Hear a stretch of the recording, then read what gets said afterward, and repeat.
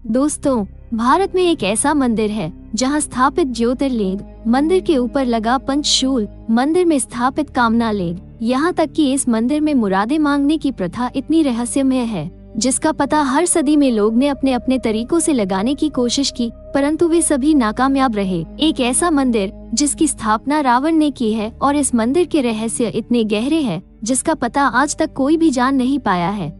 इस मंदिर के रहस्यों को सुन के आपके भी कानों में विश्वास नहीं होगा। आखिर क्या है इस मंदिर के पंचशूल का रहस्य? आखिर क्यों इस ज्योतिर्लिंग को कामनालिंग कहा जाता है? आखिर कैसे हुई इस मंदिर की स्थापना और आखिर क्या है इस मंदिर की मुरादें मांगने की प्रथा? इन सारी बातों को जानने के लिए इस वीडियो को बड़े ध्यान से और एंड तक जरूर देखिएगा। नमस्कार दोस्तों, आपका स्वागत है अद्भुत भारत दर्शन यूट्यूब चैनल में। वीडियो अच्छा लगे तो वीडियो को लाइक, शेयर और सब्सक्राइब करके बेल आइकॉन को प्रेस करना मत भूलिएगा। वीडियो में आगे बढ़ने के पहले एक बार सच्चे दिल से कमेंट बॉक्स में हर हर महादेव जरूर लिख दीजिएगा। तो चलिए इस वीडियो की शुरुआत कर लेते हैं। भारतवर्ष के झारखंड राज्य के देवघर नामक स्थान में अवस्थित एक प्रसिद्ध मंदिर है जिनमें शिव का एक नाम वैद्यनाथ भी है। इस कारण लोग इसे वैद्यनाथ धाम मंदिर भी कहते हैं। यह एक सिद्ध पीठ है और इस कारण इस लिंग को कामना लिंग भी कहा जाता है। झारखंड के देवघर में स्थित प्रसिद्ध तीर्थ स्थल वैद्यनाथ धाम 12 ज्योतिर्लिंगों में से 9वां ज्योतिर्लिंग है। वैद्यनाथ धाम देश का एक ऐसा ज्योतिर्लिंग है जो कामना लिंग के साथ साथ शक्तिपीठ भी है। मान्यता है कि इसकी स्थापना स्वयं भगवान विष्णु ने की थी। मंदिर को लेकर मान्यता है कि इस मंदिर में आने वाले सभी भक्तों की सभी मनोकामनाएं पूर्ण होती है, इसलिए मंदिर में स्थापित शिवलिंग को कामना लिंग के नाम से भी जाना जाता है।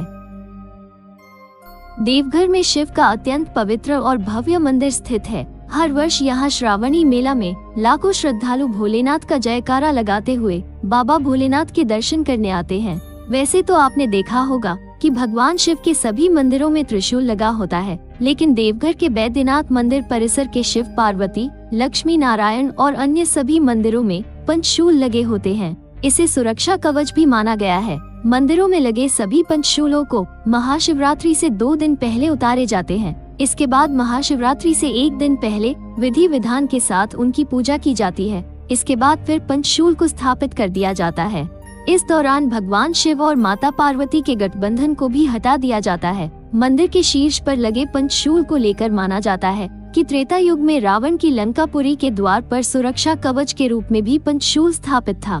वहीं एक मत ये भी है कि रावण को पंचशूल यानी सुरक्षा कवच को भेदना आता था, लेकिन ये भगवान राम के वश में भी नहीं था। विभीषण के बताने के बाद ही प्रभु श्री राम और उनकी सेना लंका में प्रवेश कर पाए थे। ऐसा माना जाता है कि इस पंचशूल के कारण मंदिर पर आज तक किसी प्राकृतिक आपदा का असर नहीं हुआ। पुराणों के अनुसार सावन महीने को भगवान शिव की आराधना का सबसे उपयुक्त समय बताया गया है। सावन के पावन महीने में लाखों श्रद्धालु 105 किलोमीटर दूर सुल्तानगंज से जल भरकर कांवड़ के जरिए बाबा बैद्यनाथ का जलाभिषेक करते हैं और भोलेनाथ की कृपा प्राप्त करते हैं। बैद्यनाथ धाम में स्थित शिवलिंग की कहानी इतनी पौराणिक और दिलचस्प है कि आप भी इस पावन धाम के दर्शन करना जरूर चाहेंगे। पुराणों के अनुसार भगवान श्री कृष्ण के सुदर्शन चक्र के प्रहार से मां शक्ति के हृदय का भाग यहीं पर कटकर गिरा था। बैद्यनाथ दरबार माता शक्ति के 51 शक्तिपीठों में से एक है। कहते हैं शिव और शक्ति के इस मिलन स्थल पर ज्योतिर्लिंग की स्थापना खुद देवताओं ने की थी। बैद्यनाथ धाम के बारे में कहा जाता है, यहाँ मांगी गई मनोकामना देर में सही लेकिन पूर्ण जरूर होती है। कहा जाता है कि भगवान श्री राम और महाबली हनुमान जी ने श्रावण के महीने में यहाँ कांवड़ यात्रा भी की थी। बैद्यनाथ धाम में स्थित भगवान भोलेनाथ का ज्योतिर्लिंग नीचे की तरफ दबा हुआ है। शिव पुराण और पद्म पुराण के पाताल खंड में इस ज्योतिर्लिंग की महिमा कही गई है।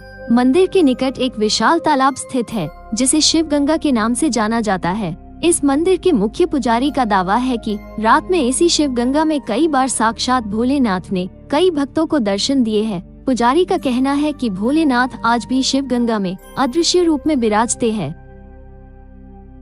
माना जाता है कि बाबा बैद्यनाथ धाम में स्थित सभी मंदिरों का निर्माण भगवान विश्वकर्मा ने एक ही रात में स्थापित किया था। शिव गंगा के आसपास और भी अनेकों अन्य मंदिर बने हुए हैं। दोस्तों, ये तो थी कुछ रोचक बातें बाबा बैद्यनाथ धाम के बारे में। चलिए अब बात करते हैं बाबा बैद्यनाथ धाम में स्थापित पवित्र शिवलिंग से जुड़ी पौराणिक कहानी के बारे में, जो कि बहुत दिलचस्प है।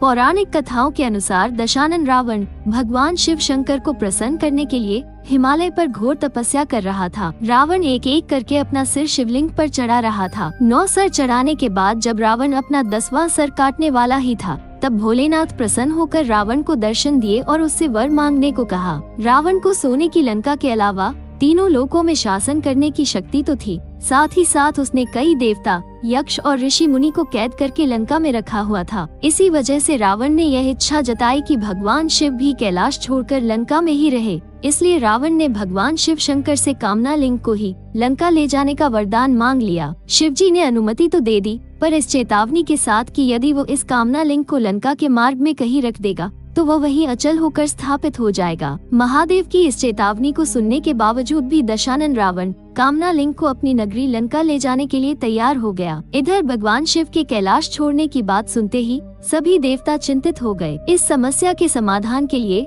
सभी देवता भगवान विष्णु के पास गए। तब श्री हरि ने अपनी लीला रची और उन्होंने वरुण देव को आचमन के जरिए रावण के पेट में घुसने को कहा।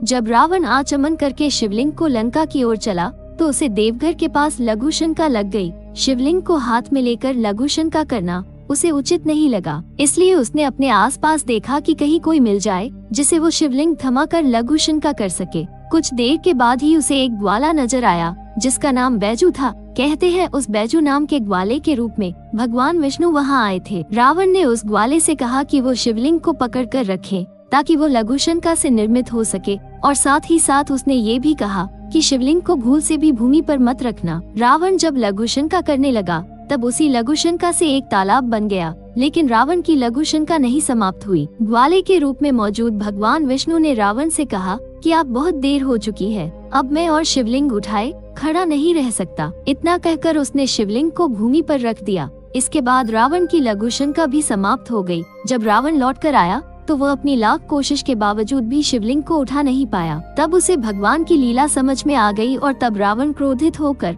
उस शिवलिंग पर अपना अंगूठा दबाकर वहां से चला गया। इसी कारण देवघर में स्थित बाबा बैद्यनाथ धाम में शिवलिंग नीचे की ओर दबी हुई है। उसके बाद ब्रह्मा, विष्णु आदि देवताओं ने आकर शिवलिंग की पूजा की। शिवजी का दर्शन होते ही सभी देवताओं ने शिवलिंग की उसी स्थान पर स्थापना कर दी और तभी से महादेव कामना लिंग के रूप में देवघर में विराजते हैं।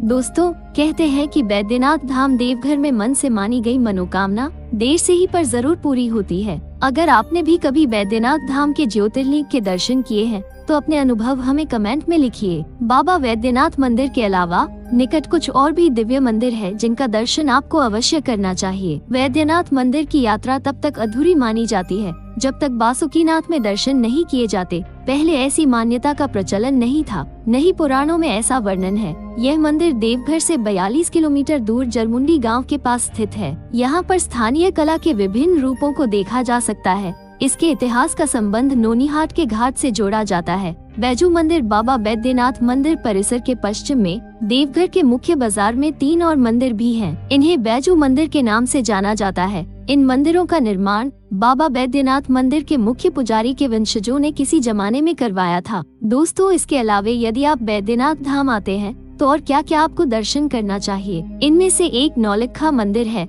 कहा जाता है कि नौलखा मंदिर की स्थापना प्राचीन समय में कुल 9 लाख रुपये में किया गया था। इस मंदिर में कला आकृति की छवि आप दर्शन कर सकते हैं। इसके अलावा आपको त्रिकुट पहाड़ का भी दर्शन करनी चाहिए जो कि अद्भुत है। इसके साथ साथ तपोवन पहाड़, नंदन पहाड़ इत्यादि देवघर के मुख्य पर्यटक स्थल का केंद्र बिंदु है। दोस्तों, आपका क्या कहना है? मंदिर के मुख्य पुजारी के द्वारा बताए गए शिव गंगा में साक्षात भोलेनाथ के दर्शन के बारे में अपने सभी विचार हमें कमेंट बॉक्स के माध्यम से जरूर शेयर करें। दोस्तों, यहाँ तक आने का पूरा पता और भी कई जानकारियाँ बैद्यनाथ धाम के बारे में इस वीडियो के डिस्क्रिप्शन बॉक्स मेंशन कर दिया है। वीडियो अच्छा लगे तो लाइक, शेयर और सब्सक्राइब कर बेल आइकॉन को प्रेस करना मत भूलिएगा। मिलते हैं एक नए वीडियो के साथ, तब तक के लिए आप सभी को हर हर महादेव।